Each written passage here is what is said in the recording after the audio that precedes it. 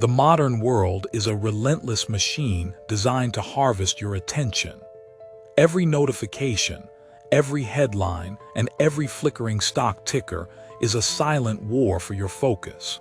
Most people live in a state of perpetual reaction, pulled by the invisible strings of the crowd's anxiety and greed. This is why most investors fail. They lack the internal machinery to process external chaos.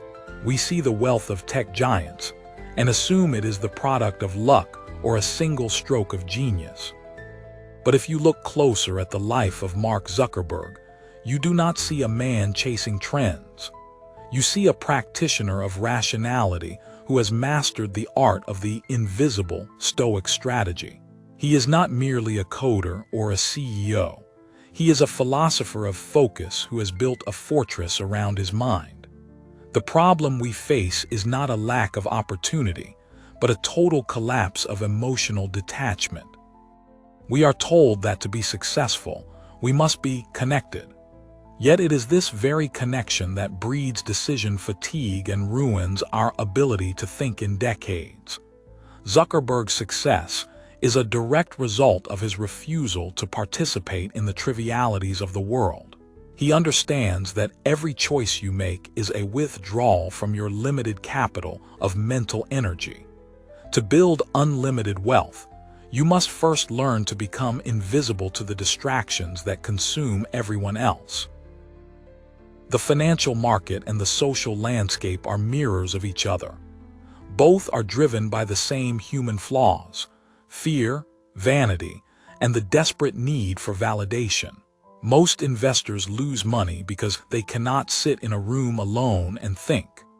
They check their portfolio management apps 10 times a day, reacting to the volatility of a world they cannot control. They are like leaves in a storm, thinking they are flying when they are merely being blown. Mark Zuckerberg has faced moments of extreme public pressure and market collapse that would have broken a lesser man. During the early days of his company's public offering, and even during its most controversial shifts, he remained famously unmoved. This is not coldness, it is Stoicism. It is the realization that public opinion is a preferred indifferent. It is nice to have, but it is not essential to the mission. While the world screamed for his resignation or predicted his downfall, he maintained a level of equanimity that allowed him to make massive capital allocation decisions without the interference of ego. He treated the noise as a market fluctuation, nothing more. This ability to separate one's identity from one's results is the secret to surviving the inevitable crashes of life. If you do not own your emotions, the market will own you. To understand the mechanics of this focus, we must look to the ancient principles of Marcus Aurelius and Epictetus. They taught that a man's only true possession is his mind. Everything else, his reputation, his health, his wealth, is subject to the whims of fate. There is a powerful analogy we can use to understand the growth of a life or a business: the garden and the storm. Imagine a vast garden that you are tasked with tending.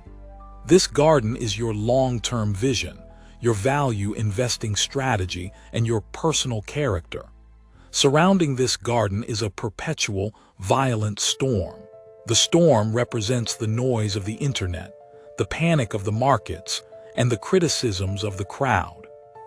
The average person spends all their time trying to fight the storm. They run to the edge of the garden and throw rocks at the clouds, hoping the rain will stop. They are so busy reacting to the storm that they forget to plant their seeds. Consequently, their garden never grows. The Stoic investor, however, knows that the storm is a constant. He cannot stop the wind, so he ignores it. He focuses entirely on the soil.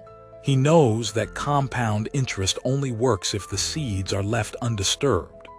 Mark Zuckerberg has spent 2 decades tending to his garden, while the storm of public opinion raged around him. He understands that if you build a foundation with a high margin of safety, The storm actually serves to wash away the weak competition. The rain that drowns others is the same rain that waters your trees, provided your roots are deep enough. If you prioritize character over cash, comment wealth below. This philosophy is not just for the elite. It is a framework that anyone can adopt to reclaim their life and their finances. The first step is the radical simplification of choices to combat decision fatigue.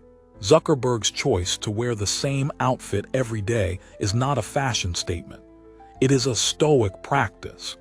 It is the realization that your brain has a finite amount of rationality to spend each day.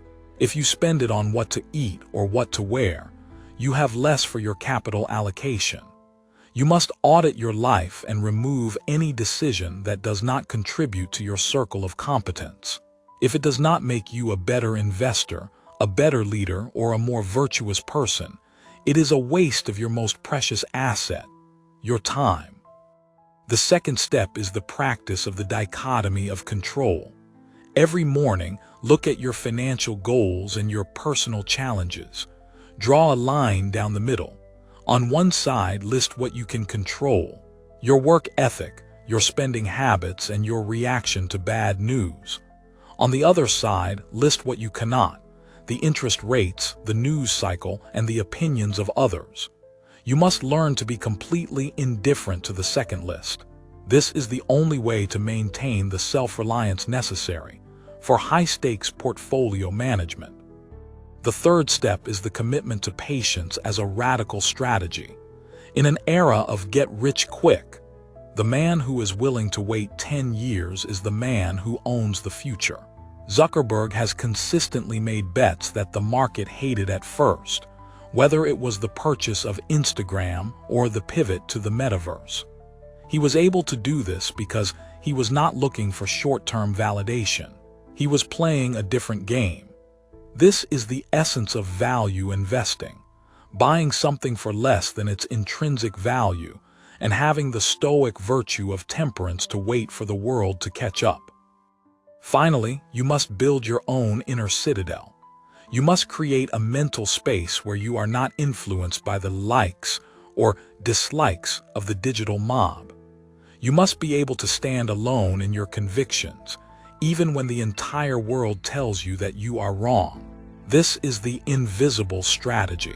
It is not about being loud. It is about being immovable. When you reach this state, you are no longer a victim of the economy. You become an architect of it. True wealth is the ability to ignore what the world thinks is important. We look at a man who has built an empire, and we think the wealth is in the servers and the stock options. But the true wealth is the focus that allowed him to build it in the first place. If you have $1 billion but you are still addicted to the dopamine of social validation, you are a slave. If you have a modest sum but you possess the equanimity to ignore the storm, you are freer than any king. The path to unlimited wealth is paved with the things you choose to ignore. It is the quiet, steady application of logic over emotion. It is the realization that your attention is the primary currency of the universe, and you should never spend it cheaply. To master your money, you must first master the silence of your own mind. You must become the gardener who is indifferent to the rain. This is the only way to ensure that your life, like a well-tended garden, will grow regardless of the weather. Subscribe to Money and Stoicism to master your finances and your mind. Like this video if you seek true freedom. Thank you for watching. Your journey to financial mastery does not end here. Continue your evolution by watching the next lesson on your screen. If you were stripped of all your digital status tomorrow, what would remain of the person you claim to be?